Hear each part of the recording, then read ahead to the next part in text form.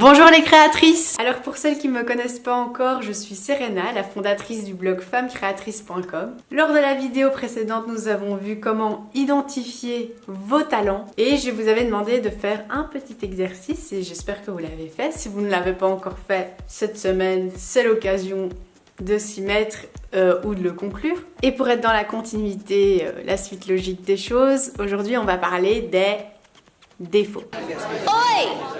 Oi! Sorry, the mic's not working. Et surtout comment en tirer le meilleur. A tout de suite!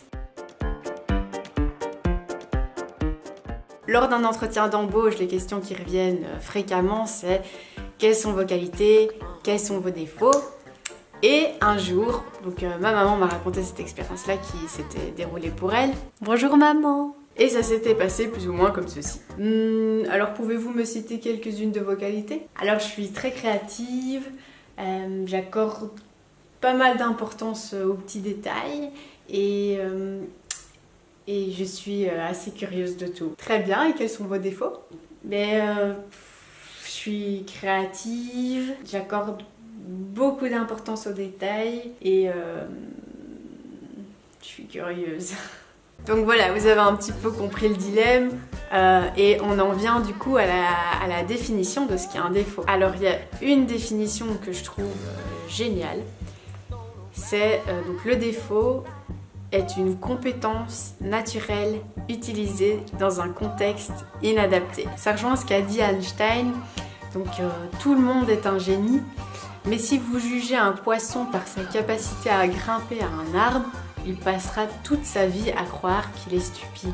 Cette image-là, elle a été créée pour illustrer le problème que l'on peut rencontrer dans notre système éducatif et elle va aussi faire la différence entre deux définitions qu'on pourra donner ici, donc entre les aptitudes qui sont en fait les caractéristiques innées qu'une personne a pour le sport, pour la musique ou pour autre chose, et entre les compétences, où les compétences, eh bien, ce sont des capacités qu'on va développer avec le temps, avec le travail. S'il y a des gens qui peuvent paraître être parfaits, comme le singe ici par exemple, donc c'est simplement qu'ils sont dans le milieu qui leur permet d'expérimenter leur aptitude et de développer leurs capacités en lien avec leur personnalité.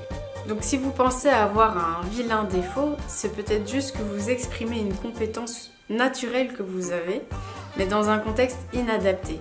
Et ça peut se faire autant dans votre milieu professionnel que personnel. On vous reproche d'être gourmande. Peut-être que le milieu de l'Horeca, ce sera nickel pour vous. Vous avez tendance à être impulsive et un peu violente.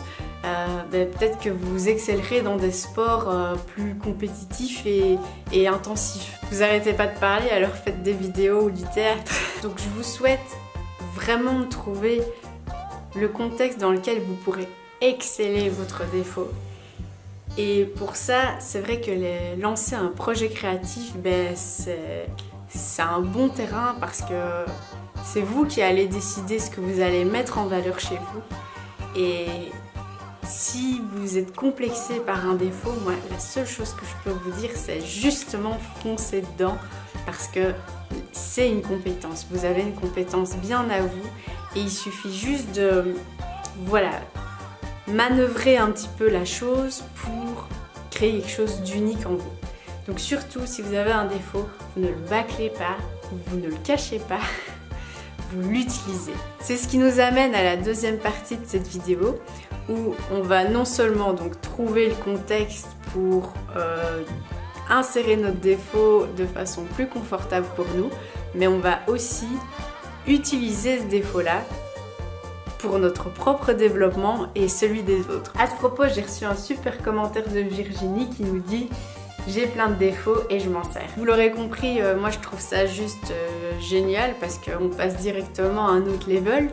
Et pour illustrer ça, j'ai envie de mettre une femme d'exception à l'honneur. Donc c'est Lise Bourbeau, l'auteur du livre « Les 5 blessures qui vous empêchent d'être vous-même ».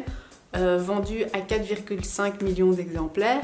C'est pas dégueulasse. Et donc c'est un livre qui va nous aider à justement trouver le meilleur de nous-mêmes en travaillant sur nos blessures profondes. Ces 5 blessures, elles vont engendrer des masques, c'est-à-dire que quand on va se retrouver dans une situation où on se sent mal à l'aise, où on est stressé, où on est triste ou des choses comme ça, on va développer un masque qui peut être vraiment considéré comme un défaut.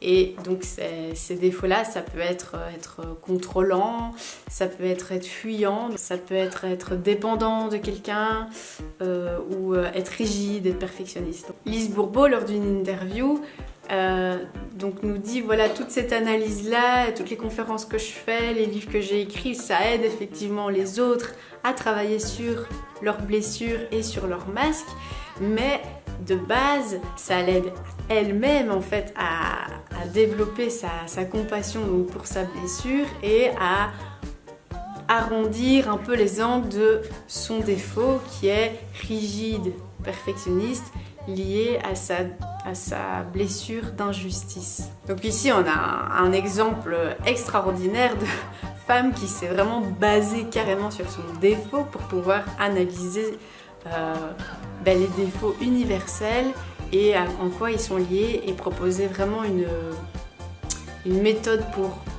pour être plus compatissant avec nous-mêmes et envers les autres. Donc voilà, si vous voulez creuser un petit peu plus le sujet, vous avez maintenant une belle référence.